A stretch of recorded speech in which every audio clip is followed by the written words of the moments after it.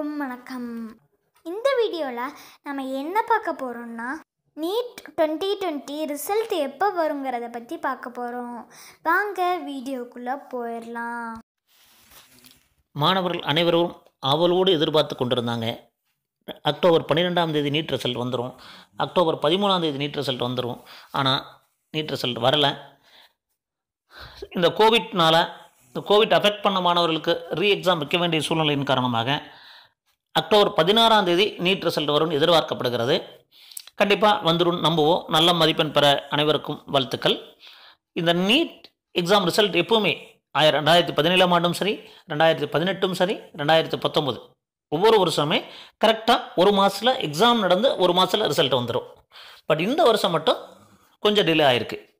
இந்த ஒரு Covid சுச்சுவேஷனால் எக்ஸாமும் delay ஆகிருக்கு, ரிசல்ட்டும் கொஞ்சம் டிலே ஆகிருக்கு. கண்டிப்பாக நல்ல மார்க் வர அனைவருக்கும் வாழ்த்துக்கள். இந்த நேரத்தில் மிகவும் இன்னொரு பதிவை நான் பதிவு பண்ண விரும்புகிறேன். இந்த நீட் எக்ஸாம் வந்ததுனால தான் நமக்கு ஆல் இண்டியா கோட்டாக் சீட்ஸ் தமிழ்நாட்டிலேருந்து கொடுத்துட்டாங்க அப்படின்னு நிறைய பேர் தவறாக நினச்சிட்ருக்காங்க, தவறான கருத்துக்களை சொல்கிறாங்க. இந்த நேரத்தில் நான் சொல்ல விரும்புகிறேன், ஆல் இண்டியா கோட்டாங்கிறது கடந்த 30 வருஷமாக இந்த ஆல் இண்டியா கோட்டா சிஸ்டம் இருக்குது. அந்த ஆல் இண்டியா கோட்டா எப்படி ஃபில் பண்ணான்னு பார்த்தீங்கன்னா, all India pre medical entrance examination AIPMT அப்படிங்கிற ஒரு எக்ஸாம் வச்சு ஃபில் பண்ணிட்டு இருந்தாங்க. அந்த எக்ஸாம் தான் 2013ஆம் ஆண்டு நீட்டின் எக்ஸாமாக பேர் மாற்றுறாங்க. ஸோ 2013லேருந்து நீட்டின் பேரில் நடக்குது.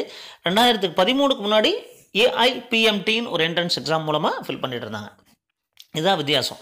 அதனால் கடந்த 30 ஆண்டுகளாகவே இந்த ஆல் இண்டியா கோட்டா சிஸ்டம் இருக்குது. ஸோ இந்த நீட் எக்ஸாம் வந்ததுனால தமிழ்நாடுடைய சீட்டை சென்ட்ரல் கவர்மெண்ட் கொடுத்தரல அப்படிங்கிறத எல்லா மாணவர்களும் புரிஞ்சுக்கணும், எல்லா பெற்றோர்களும் புரிஞ்சுக்கணும். மீண்டும் ஒரு நல்ல பதிவுடன் உங்களை சந்திக்கின்றேன். நன்றி, வணக்கம்.